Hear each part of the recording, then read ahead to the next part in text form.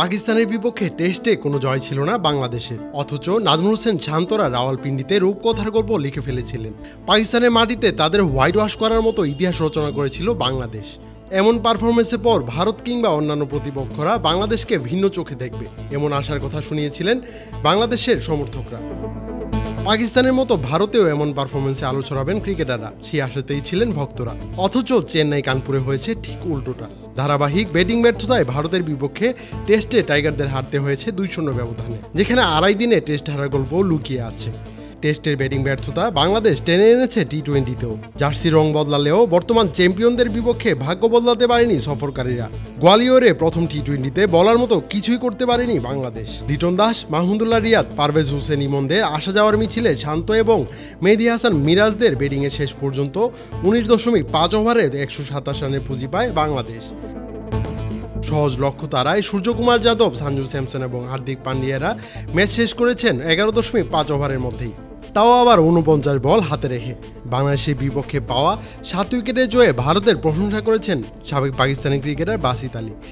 ভারতের প্রশংসার দিনে বাংলাদেশকে খোঁচা দিতেও ভোলেননি পাকিস্তানের সাবেক এই ক্রিকেটার।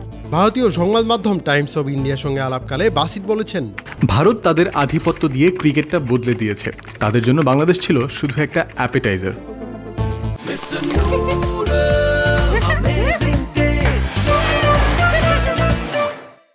নিউজিল্যান্ডের বিপক্ষে 3 ম্যাচের টেস্ট সিরিজকে সামনে রেখে শুভমান গিল, ঋষভ পান্ত, অক্ষর প্যাটেল, ইয়াজভি জায়সওয়ালদের বিশ্রাম দিয়েছে ভারত, যার ফলে অধিনায়ক সূর্যকুমার যাদব ও হার্দিক পান্ডিয়া ছাড়া স্কোয়াডে বড় কোনো তারকাই নেই ভারতের। বাংলাদেশের বিপক্ষে ডাক পাওয়া অভিষেক শর্মা, মায়াঙ্ক যাদব, হর্ষিত রানা, নীতিশ রেড্ডিরা সবাই আইপিএলের পারফরমার। ভারতের এই একাদশকে তাই আইপিএলের একাদশ বলতেই বেশি স্বাচ্ছন্দ্য বাসিতের।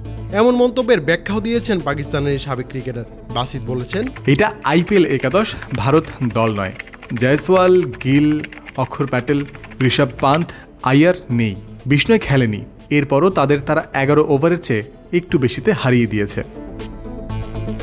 ভারতে বাংলাদেশ দলের এমন পারফরমেন্স দেখে বাসিতের বিশ্বাসই হচ্ছে না এই দলটাই পাকিস্তানকে তাদের মাটিতে হোয়াইট ওয়াশ করেছে। পাকিস্তানের বিপক্ষে সিরিজ জয়ের আগে বাসিত বলেছিলেন বাংলাদেশকে বৃষ্টিও বাঁচাতে পারবে না। সেই কথা নিয়ে অনেক আলোচনা সমালোচনা হয়েছিল। সেই কথাটা নিয়ে এবার বলেছেন ভারতে বাংলাদেশকে বৃষ্টিও বাঁচাতে পারেনি। এটা কি সেই একই বাংলাদেশ দল যারা পাকিস্তানকে ধবল ধোলাই করেছিল? ভারতের বিপক্ষে টেস্ট ম্যাচে তো আপনারা দেখেছেনই, তারা প্রথমটি হারলো এবং এরপর কার্যত 2 দিনে হেরেছে, এমনকি বৃষ্টিও তাদের বাঁচাতে পারেনি। পাকিস্তান দল এখন ব্যস্ত ইংল্যান্ডের বিপক্ষে টেস্ট সিরিজে। এই সিরিজ দিয়ে ঘুরে দাঁড়ানোর সুযোগ রয়েছে পাকিস্তান দলের। অন্যদিকে বাংলাদেশে এখনও বাকি 2টি টি-20। সিরিজের দ্বিতীয় ম্যাচটি অনুষ্ঠিত হবে আগামী 9 অক্টোবর দিল্লিতে, আর শেষ ম্যাচটি মাঠে গড়াবে হায়দ্রাবাদে 12 অক্টোবর। সৈয়দ সামি, ক্রিক ফ্রেঞ্জি।